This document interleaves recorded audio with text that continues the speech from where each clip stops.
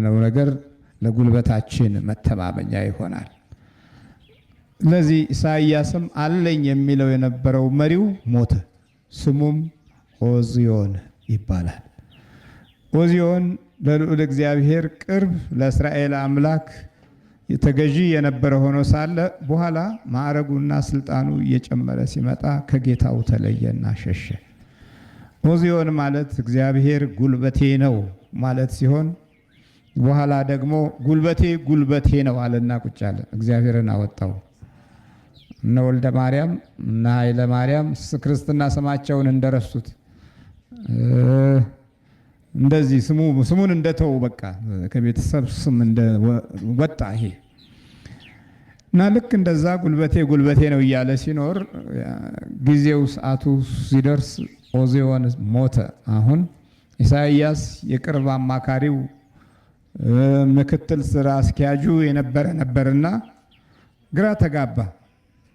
ሁል ጊዜ መሪዎች ቦታና ስፍራቸውን በእግዚአብሔርም ቁጣ ይሁን በጊዜ በዘመናቸው መጨረሻም ይሁን ብቻ መልቀቅ ሲጀምሩ መደነባበር ይመጣልና ያው መደነባበር ሲጀምር ለመጀመሪያ ጊዜ ወደ ሰማይ ቀና አለ።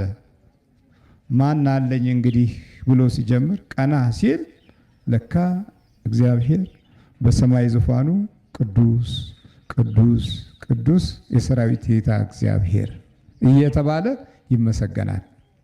እግዚአብሔር ጸባኦት እየተባለ ይመሰገናል።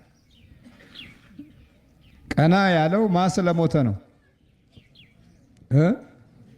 ኦዝዮን ስለሞተ ነው።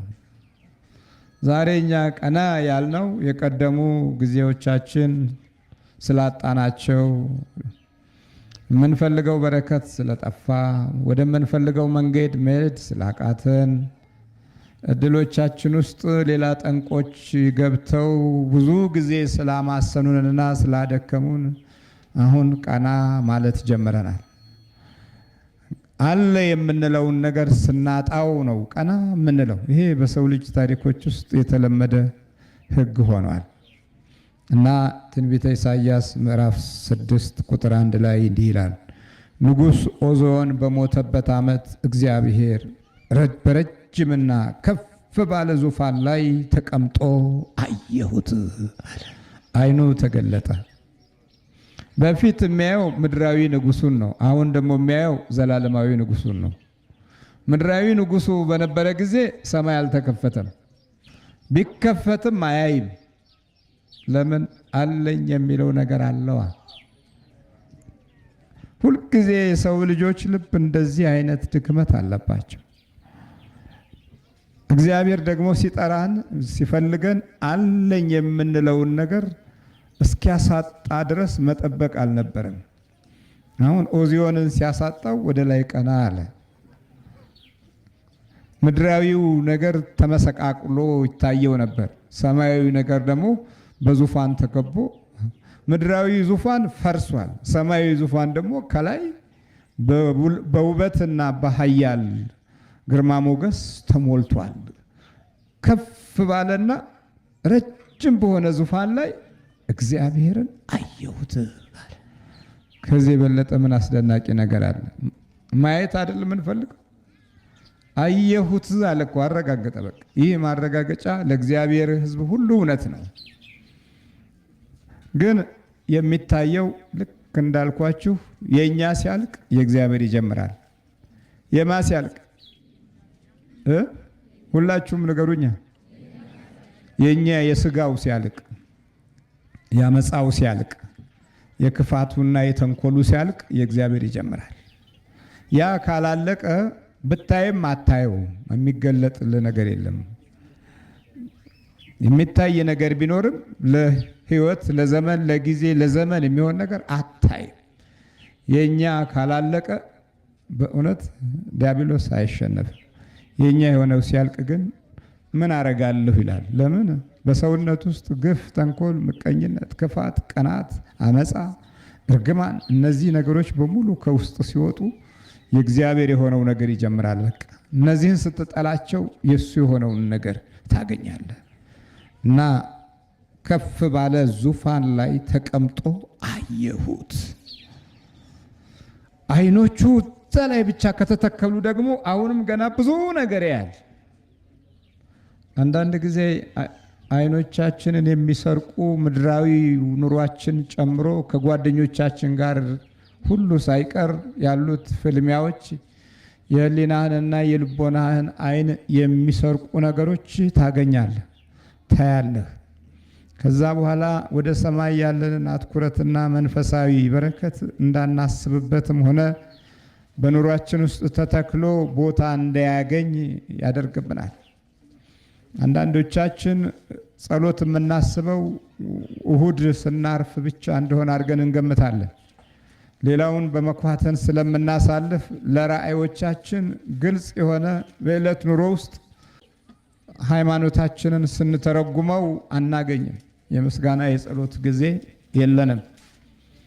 ስለዚህ ሁልጊዜ ዓይንህን የሚያማስኑ ወይም የሚያደክሙ ነገሮች ከዓለም የምንጠብቀው ወይም በኑሯችን ውስጥ የሚያልፍ ግዴታ ሆኖ እያንዳንዱን ድንገተኛ ነገር እያስተናገድን እንኖራለን። ድንገት ነው። ኪሳራውም ድንገት፣ ችግሩም ድንገት፣ ሀሳቡም ድንገት፣ ሁሉም ነገር ድንገት እየተለዋወጡ የእኛን ድካምና ኑሮ ህይወት የሚፈትኑ ይሆናሉ። አሁን እዚህ የምናየው እዛው ባየበት ቦታ ላይ ሲያተኩር ነው። ምድራዊ ነገር አሁን ትቶታል። የለም አለ የሚባል ነገር የለም። እንዳውም የቅርብ የዚህ የእስራኤል መሪ የኦዚዮን የቅርብ ተርጓሚና የቅርብ ረዳት በመሆኑ ምክንያት ወደፊት ለሚመጣበት ጉዳት ሐሳብ ላይ የነበረ ነብይ ነው። ግን ቀና ያለው እነዚህን ችግሮች ዙሪያውን ንጉሱ ሞቷል፣ የሚመጣው ደግሞ ምን ሊያደርገን ይሆን፣ ምን ይወስን ይሆን እያለ ይፈራል። መቼም አንዱ ከአንዱ ሲለይ አንዱ ሌላ አይነት ሐሳብ ይዞ ይመጣል። ስለዚህ በቅርብ የነበረው ሁሉ በስጋት ይታመስ ነበረና ከዚህም ችግር አንዱ ኢሳይያስ ይህን ገጥሞታል። በዚህ ጊዜ ነው እንግዲህ ማን አለ እንግዲህ ብሎ ቀና ሲል እግዚአብሔርም በክብር አየ። ከሰማይ ያለው ክብር ምድራዊው ካለው ክብር በሚበልጥ መልኩ ተገለጠለት።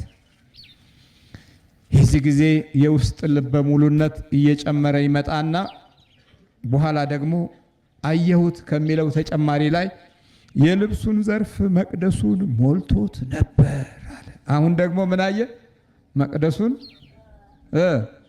መቅደሱን አየሁ።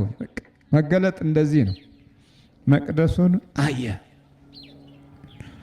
በፊት በዙፋን ላይ አየው፣ አሁን ደግሞ በመቅደሱ ላይ አየው። ከዛ በኋላ ደግሞ ልክ ማየት ሲጀምር ቅዱስ ቅዱስ የሚለውን ቃል ከመስማቱ በፊት አንድ አስደናቂ ነገር አስተዋለ። መቅደሱ በእግዚአብሔር የዕጣን መዓዛና ሽታ ሞልቶት ነበር አለ። ምን አየ ማለት ነው? ሙሉ ነገር አየ። እንዲህ ነው የሚለው፣ የልብሱም ዘርፍ መቅደሱን ሞልቶት ነበረ። የምኑ ዘርፍ? የልብሱ ዘርፍ።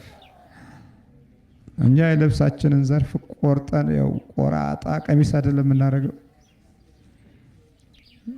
ዛሬማ የብጥሌዎች ማሳደጊያ ብጫቂ ጨርቅ የዘመናችን የልብስ ክዳን ሆናለች።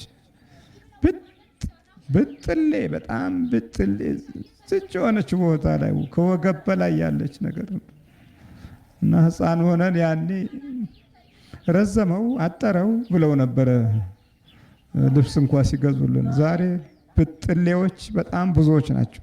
ትልልቅ እናቶች ሁሉ ሳይቀሩ የብጥሌ ጨርቅ የውጪ ጥሩ አልባሳት ተደርገዋል ብጥሌዎች። እዚህ ጋር ግን የምንሰማው ከልዑል እግዚአብሔር አምላክ ዙፋን ያለው ልብስ ግን ቤተ መቅደሱን ሞልቶት ነበረ። የልብሱ ዘርፍ ሞልቶት ነበር። ሰዎች በዚች ምድር ላይ ሲኖሩ አዳምን ጨምሮ መራቆት አንደኛው ሌላው ትልቅ ችግር እንደነበረ የታወቀ ነው።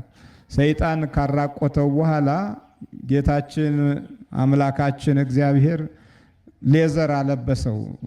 ሌዘር በጣም ውድ ልብስ ነው አይደል? በአሁኑ ያኔ ለአዳም የሰጠው ሌዘርን ነው በቃ። እና ሌዘር ለብሶ ቅጠል የለበሰበትን ጊዜ ተወው፣ አወለቀው ቅጠሉን። የእሱ ዘዴና የአዳም ዘዴ ቅጠል መልበስ ነው። የእግዚአብሔር ጥበብ ደግሞ ሌዘር አለበሰው። መቼም አንዴ ከወደቅ ካለውና ሌዘር አልብሶት እንደገና በል እንግዲህ በምድር ላይ ኃላፊ ሁን አለና ወደ ምድር ላከው። የምድር ነገድ እና ኃይል ሆነ።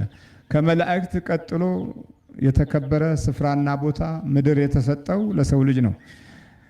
ከዛ በኋላ አራዊት እንዳይጨክንበት ጉልበታቸውን፣ አቅማቸውን ለራሳቸው ብቻ አደረገ እንጂ ለሌላ እንዲውል አላደረገው። የሰው ልጅ በአውሬ ብዙ ጊዜ አይጠቃም። ምክንያቱም ተገዢዎች አድርጓቸዋል። እንደ ፈረስ ጉልበት ያላቸው ኃይለኛ ፍጥረቶችም ተገዢዎች እንዲሆኑ በቃል ኪዳን አሳልፎ ለሰው ልጅ ሰጠ። ፈረስ ተናካ